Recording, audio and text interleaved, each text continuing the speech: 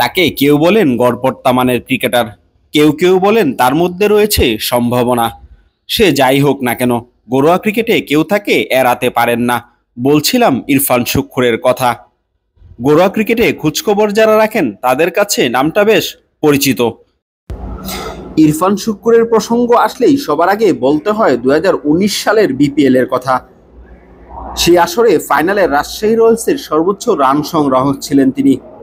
তার 52 রানের ইনিংসে সুবাদে রাজশাহী ফ্র্যাঞ্চাইজি প্রথমবারের মতো বিপিএল এর চ্যাম্পিয়ন হওয়ার গৌরব অর্জন করে। এরপর বঙ্গবন্ধু টি-20 কাপেও ফর্মে ছিলেন। কোভিডকালে আয়োজিত প্রেসিডেন্টস কাপেও ব্যাট হাতে ভালো করেছিলেন। তবে সর্বশেষ বিপিএলে খুব একটা ম্যাচ খেলার সুযোগ পাননি তিনি।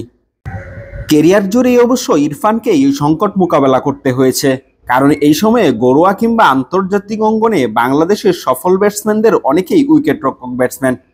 এই তালিকায় মুশফিকুর রহিমের মতো অভিজ্ঞ ব্যাটসম্যান যেমন আছেন, তেমনি লিটন দাসের মতো নান্দনিক ব্যাটসম্যানও আছেন। অন্যদিকে জাতীয় দলের বাইরে থাকা এনামুল হক বিজয়, মোহাম্মদ মিঠুনরাও উইকেটরক্ষক, আর বাঁহাতি ব্যাটসম্যান ইরফান শুক্কুর ব্যাট করেন টপ অর্ডারে। এই বাস্তবতায় দাঁড়িয়ে নির্বাচকদের দৃষ্টি আকর্ষণ করা খুবই কঠিন কাজ। আর ইরফানের ক্ষেত্রে তার বয়সটা বড় একটা ফ্যাক্টর। তার চেয়ে বরং জাতীয় দলের হয়ে একটি টি-20 ম্যাচ খেলা জাকির হাসানকে ঘিরে বেশি আগ্রহ থাকে, কারণ জাকিরের বয়স মাত্র 24। জাকিরের পেছনে বিনিয়োগ করলে যতটা সময় তিনি জাতীয় দলকে সার্ভিস দিতে পারবেন, সেটা হয়তো ইরফান শুক্কুর পারবেন না। এটা একটা ম্যাথমেটিক্যাল ক্যালকুলেশন। ইরফান অবশ্য সর্বশেষ বিপিএলে দলে জায়গা ধরে রাখার মতো পারফরমেন্সও করতে পারেননি।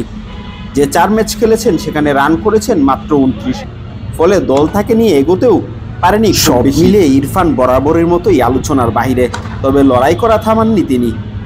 তবে সব লড়াইয়ের গন্তব্য জাতীয় দল নয়। সামনে জাতীয় লিগ ও বিপিএলকে সামনে রেখে অনুশীলনে নেমেছেন সাবেক এবং বর্তমান সব ক্রিকেটাররাই।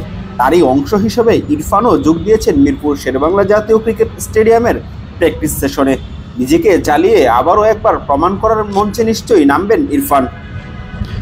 Tufail Ahmed Nabil, Daily Post, 71।